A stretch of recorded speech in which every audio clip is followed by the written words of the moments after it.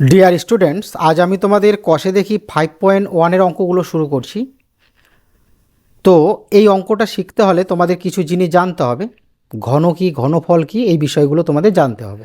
তো দেখো বন্ধুরা, একের ঘন, একের ঘন মানে হচ্ছে 1 গুণ 1 গুণ 1 মানে 1। দুইয়ের ঘন মানে হচ্ছে 2 গুণ 2 গুণ 2 মানে কোনো সংখ্যার ঘন মানে ওই সংখ্যাকে 3 বার গুণ। বুঝলে? দুইয়ের ঘন, 2কে 3 বার গুণ, তাহলে কত হবে? 4, 4 দুগুণা 8। তিনের ঘন, তিনের ঘন মানে হচ্ছে 3 গুণন 3 গুণন 3, 3 তিরিকা 9, 3 লং 27। চারের ঘন মানে হচ্ছে 4কে 3 বার গুণ, 4 গুণ 4 গুণ 4, 4 4 16, 4 16 64। পাঁচের ঘন মানে 5 গুণ 5 গুণ 5, 5 5 25, 5 25 125। বুঝলে? আচ্ছা, ছয়ের ঘন মানে 6 তিনটা, 6 গুণন 6 গুণন 6 কত হবে? 6 6 36, 6 36 কত হয় হিসাব করো? 36 আর 6, 6 6 36 6 হাতে 3, 3 6 18 3 21, 216। বুঝলে? ছয়ের ঘন হচ্ছে কত? 216। আচ্ছা, সাতের ঘন 7 গুণ 7 গুণ 7, তাহলে কত হবে? 7 7 49 গুণ 7, তাহলে 7 লং 63, 3 হাতে 6, 4 7 28 আর 6 34। আটের ঘন মানে 8 তিনটা, 8 গুণ 8 গুণ 8 কত হবে? 8 8 64 গুণ 8, 4 8 32, 2 হাতে 3, 6 48 আর 3 51, 512। তারপরে নয়ের ঘন 9 গুণ 9 গুণ 9 কত হবে? 81 গুণ 9, 9 গুণ 9 8 লং 72, 729। আচ্ছা, দশের ঘন, দশের ঘন মানে হচ্ছে 10 গুণ 10 গুণ 10 মানে কত হবে? 1 আর থাকবে 3টা শূন্য, 1000। বুঝলে? কোনো সংখ্যার ঘন মানে ওই সংখ্যাকে 3 বার গুণ। এবার দেখো, একের ঘন 1, দুইয়ের ঘন 8। এবার যদি তোমাদের বলি যে 8-এর ঘনমূল কত? 8-এর ঘনমূল হবে 2। বুঝতে পারলে? ঘনমূল কেন? কারণ 2কে ঘন করলে 8 পাওয়া যাবে। এখানে কত? 27। তাহলে 27-এর ঘনমূল কত? 3। এবার যদি বলে 3-এর ঘন কত? 3-এর ঘন 27। তাহলে এটা হচ্ছে ঘন আর এটা হচ্ছে ঘনমূল। যেমন এখানে আছে 64, 64-র ঘনমূল কত? 4। 125-এর ঘনমূল কত? 5। 729-এর ঘনমূল কত? 9। এবার 9-এর ঘন কত? 9-এর ঘন 729। এই যে উপরে যে আমি 3টা দিয়েছি এটা হচ্ছে ঘন। বুঝতে পারলে? 1 নম্বর অঙ্কটা কি বলেছে? দুটি ঘনক তৈরি করি যার বাহুর দৈর্ঘ্য 5 সেমি ও 1 সেমি। কতগুলি 1 সেমি দৈর্ঘ্যের বাহু বিশিষ্ট ঘনক জুড়ে এই বড় ঘনক পাবো হিসাব করে লিখি। তাহলে প্রথমে কি করতে হবে? যে ঘনকের বাহুর দৈর্ঘ্য 5 সেমি তার ঘনফল কত সেটা আগে নির্ণয় করতে হবে। তাহলে লিখব যে ঘনকের বাহুর দৈর্ঘ্য, যে ঘনকের বাহুর দৈর্ঘ্য, যে ঘনকের বাহুর দৈর্ঘ্য 5 সেমি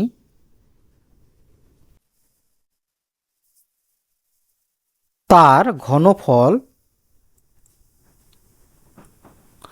দেখো তাহলে 5 গুণ 5 গুণ 5 কত হবে? 5 5 25, 5 25 125, 125 ঘন সেমি।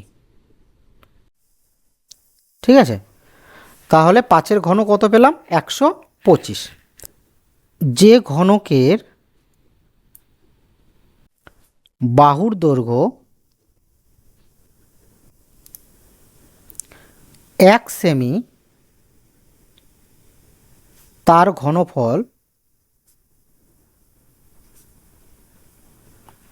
তো 1-এর ঘন কি? একই হবে, তাই না?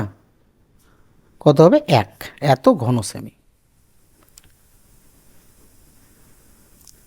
ঠিক আছে? তাহলে যে ঘনকের বাহুর দৈর্ঘ্য 5 সেমি তার ঘনফল হচ্ছে 125 ঘন সেমি, আর যে ঘনকের বাহুর দৈর্ঘ্য 1 সেমি তার ঘনফল হচ্ছে 1 ঘন সেমি। এবার কি বলেছে? কতগুলি 1 সেমি দৈর্ঘ্যের বাহু বিশিষ্ট ঘনক জুড়ে এই বড় ঘনক পাবো হিসাব করি। তো দেখো বন্ধুরা, আমাকে কি করতে হবে? এই যে 1 ঘন সেমি বাহু বিশিষ্ট কয়টি ঘনক পাবো সেটা বের করতে হবে। তাহলে এই 125 ঘন সেমি থেকে আমি 1 ঘন সেমি বাহু বিশিষ্ট কয়টা ঘনক তৈরি করতে পারবো। তার জন্য কি করতে হবে, এই 125 ঘন সেমিকে 1 ঘন সেমি দিয়ে ভাগ করতে হবে। বুঝতে পারলে? তো লিখব যে বড় ঘনক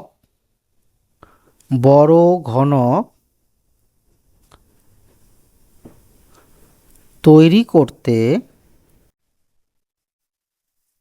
1 সেমি দৈর্ঘ্যের ঘনক লাগবে। কি করব, 125 ঘন সেমিকে 1 দিয়ে ভাগ করব, এত টি। তাই কী হবে, 1 দিয়ে ভাগ করলে 125ই হবে, তাই না? তাহলে লিখব 125টি। তাহলে 125 ঘন সেমি একটা বড় ঘনক থেকে 1 ঘন সেমি বিশিষ্ট ঘনক কয়টা আমি তৈরি করতে পারবো, 125টি। বুঝলে? 2 অঙ্কটা কি আছে, সুমন্ত অনেকগুলি 1 সেমি দৈর্ঘ্যের বাহু বিশিষ্ট ঘনক তৈরি করেছে। মনামি সেই ঘনকগুলি জোড়া লাগিয়ে বড় ঘনক তৈরি করার চেষ্টা করছে। হিসাব করে দেখি নিচের কোন সংখ্যক ঘনকের ক্ষেত্রে মনামি বড় ঘনক তৈরি করতে পারবে। তো 100। আচ্ছা, 100কে যদি আমরা মৌলিক উৎপাদকে বিশ্লেষণ করি তাহলে কি পাবো, 2 50-এ 100, 2 25-এ 50, 5 5-এ 25। তাহলে 100 সমান সমান পাচ্ছি 2 গুণ 2 গুণ 5 গুণ 5। বুঝতে পারলে? তাহলে 100 কিন্তু পূর্ণ ঘন সংখ্যা নয়। বুঝতে পারলে? পূর্ণ ঘন সংখ্যা হতে হলে কি করতে হবে, একটা সংখ্যা 3 বার করে থাকতে হবে। যেমন ধরে নাও 27, 3 লং 27, 3 তিরিকা 9। তাহলে আমি বলতে পারি যে 27 সমান সমান কি 3-এর ঘন। কিন্তু এখানে 100কে উৎপাদকে বিশ্লেষণ করে 2 দুটো পেলাম, 5 দুটো পেলাম, তাই 100 পূর্ণ ঘন সংখ্যা নয়। তোমাদের তো দেখালাম যে পূর্ণ ঘন সংখ্যা কোনগুলো। বুঝতে পারলে? তাহলে 100 পূর্ণ ঘন সংখ্যা নয়, 100 পূর্ণ ঘন সংখ্যা নয়। তাই এক্ষেত্রে বড় ঘনক তৈরি করা সম্ভব নয়, বুঝলে? 2 নম্বর অঙ্কটা কি আছে, 1000। আচ্ছা, 1000কে আমরা এভাবে লিখতে পারি 10 গুণ 10 গুণ 10। 1000 কার ঘন, 10-এর ঘন, তাই তো? তো 1000 যেহেতু পূর্ণ ঘন সংখ্যা, তাই আমি বলতে পারি যে এক্ষেত্রে আমি বড় ঘনক তৈরি করতে পারবো। তো লিখব যে 1000 পূর্ণ ঘন সংখ্যা। তাই এক্ষেত্রে বড় ঘনক তৈরি করা সম্ভব। 3 নম্বরটা কি আছে, 1331। আচ্ছা, 1331 একে উৎপাদকে বিশ্লেষণ করে নিই। 11 দিয়ে ভাগ করা যাবে, 11 কো 11 থাকবে কত, এখানে 2 আর 3 23, 2 11 22 থাকবে 11 11, 11 কো 11, 11 11 121। তাহলে 1331কে উৎপাদকে বিশ্লেষণ করে পেলাম 11 3টা, তাই তো? তাহলে 11-র ঘন। তো 1331 হচ্ছে পূর্ণ ঘন সংখ্যা। তাহলে লিখব যে 1331 পূর্ণ ঘন সংখ্যা।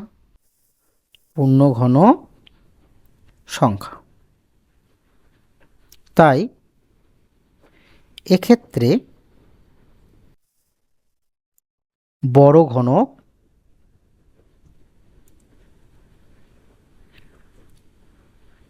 তৈরি করা সম্ভব। বুঝলে? তারপরে 4 নম্বরটা কি আছে, 1210। আচ্ছা, 5 দিয়ে ভাগ করা যাবে, 5 দুগুণা 10 থাকবে কত, 2 আর 1 21, 4 5-এ 20, 10, 5 দুগুণা 10, 2 দিয়ে যাবে, 2 12 24, 2 অক্ষ 2, 11 11 121। তাহলে 1210কে উৎপাদকে বিশ্লেষণ করে কি পেলাম, 5 2 11 11। তো দেখো বন্ধুরা, এক্ষেত্রে কিন্তু আমি কোনো সংখ্যার কি ঘন পেলাম না, তাই তো? যদি 5 3 বার থাকতো তাহলে 5-এর ঘন লিখতাম, তার মানে আমি বলতে পারি যে 1210 পূর্ণঘন সংখ্যা নয়, পূর্ণঘন সংখ্যা নয়। তাই এক্ষেত্রে বড় ঘনক তৈরি করা সম্ভব নয়, তৈরি করা সম্ভব নয়।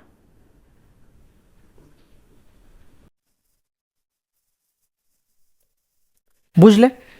5 নম্বরটা কি আছে? 3375।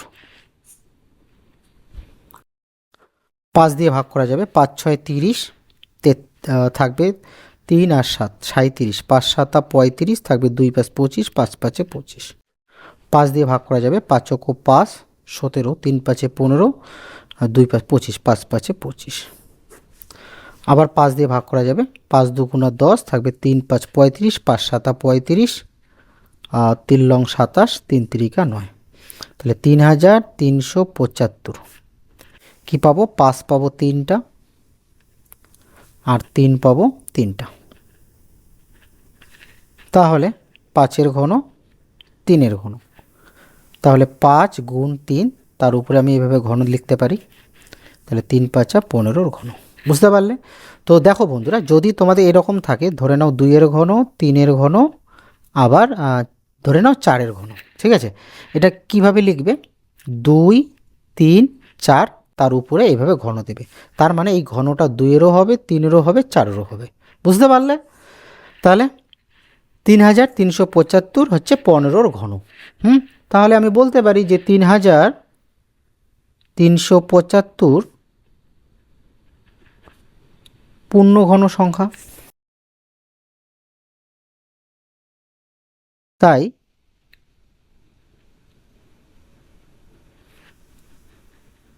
বড় ঘনক তৈরি করা সম্ভব, তৈরি করা সম্ভব। 6 নম্বরটা কি আছে? 2700। আচ্ছা, 2700 3-এর ঘর দিয়ে ভাগ করা যাবে।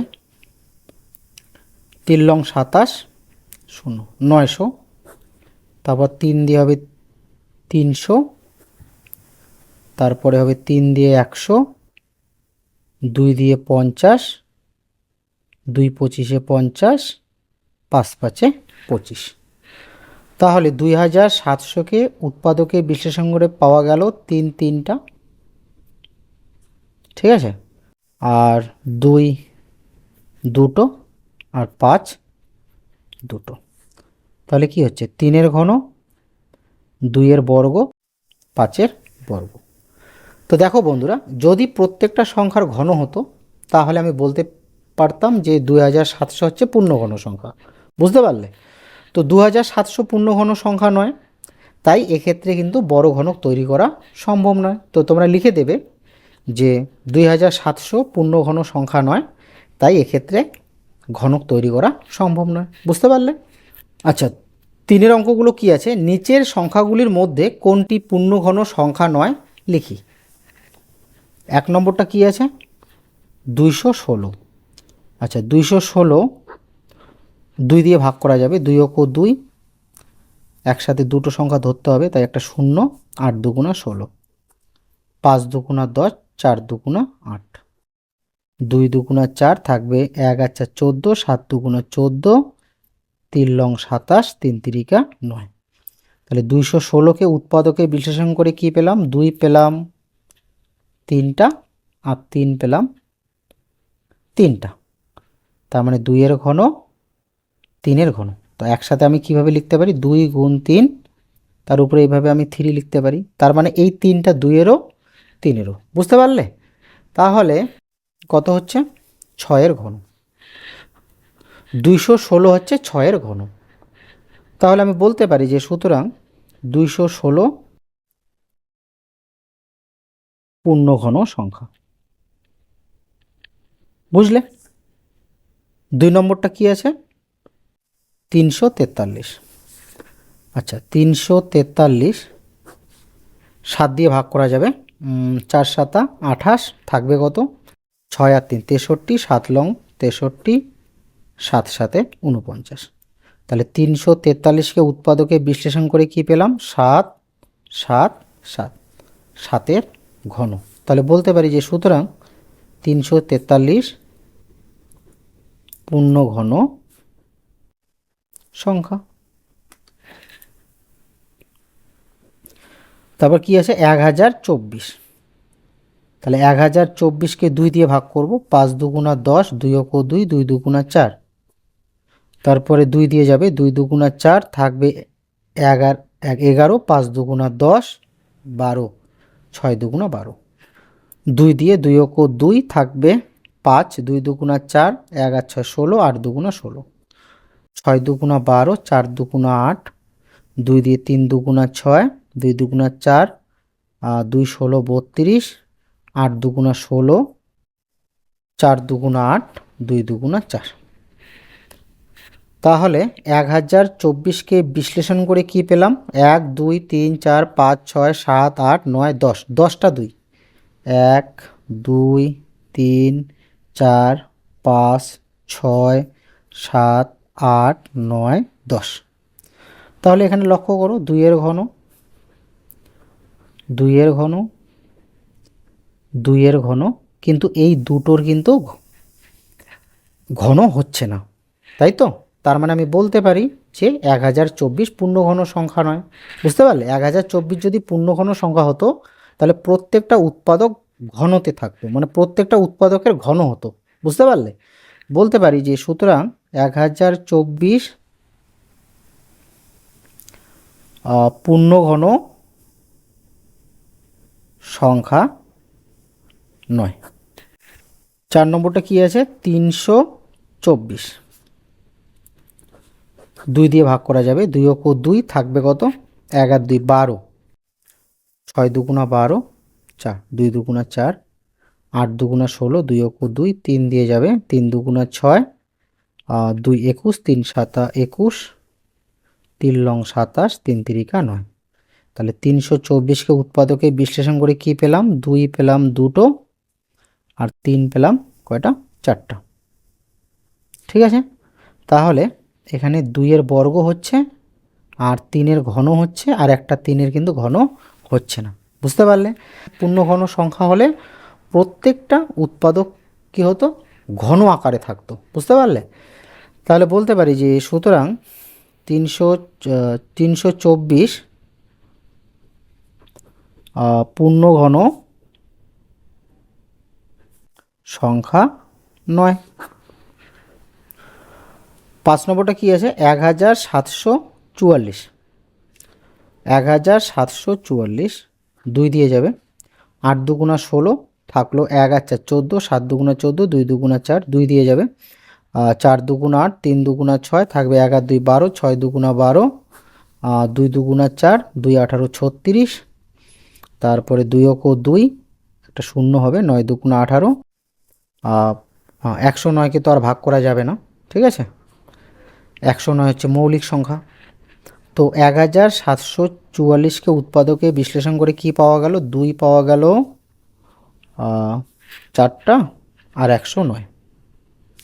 তাহলে 2 এর ঘন 2 আর 109।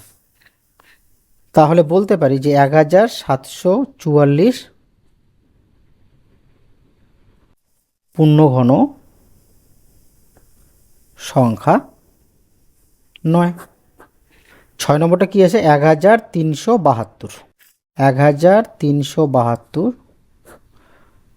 2 দিয়ে ভাগ করা যাবে, 6 দুগুণা 12, 1 আর 7 17, 8 দুগুণা 16, 12, 6 দুগুণা 12, 2 দিয়ে 3 দুগুণা 6, 4 দুগুণা 8, 3 দুগুণা 6, 7 দিয়ে যাবে, 4 7 28, থাকবে কত? 6 আর 3 63, 7 লং 63, 7 7 49। তাহলে 1372কে উৎপাদকে বিশ্লেষণ করে পাওয়া গেল 2 দুটো, আর 7 3টা। ঠিক আছে? তার মানে এটা 2 এর বর্গ আর 7 এর ঘন। তাহলে 1372 পূর্ণ ঘন সংখ্যা নয়। বুঝতে পারলে? যদি পূর্ণ ঘন সংখ্যা হতো তাহলে এই যে 2-এর উৎপাদক মানে এই যে 2 উৎপাদকটা যে আছে এখানে 3 বার থাকতো, তাই না? তো এখানে শুধু 2 বার আছে, তাই আমি বলতে পারি যে সুতরাং 1372 পূর্ণ ঘন সংখ্যা নয়। তো আজ আমি তোমাদের পার্ট 1-এ 1 থেকে 3 পর্যন্ত অঙ্কগুলো সমাধান করে দেখালাম। আমি নেক্সট পার্টে আমি তোমাদের 4 থেকে 7 পর্যন্ত অঙ্কগুলো সমাধান করে দেখাবো। যদি আমার ক্লাসটি তোমাদের ভালো লাগে তোমরা অবশ্যই চ্যানেলটি সাবস্ক্রাইব করবে এবং ভিডিওটি লাইক করবে।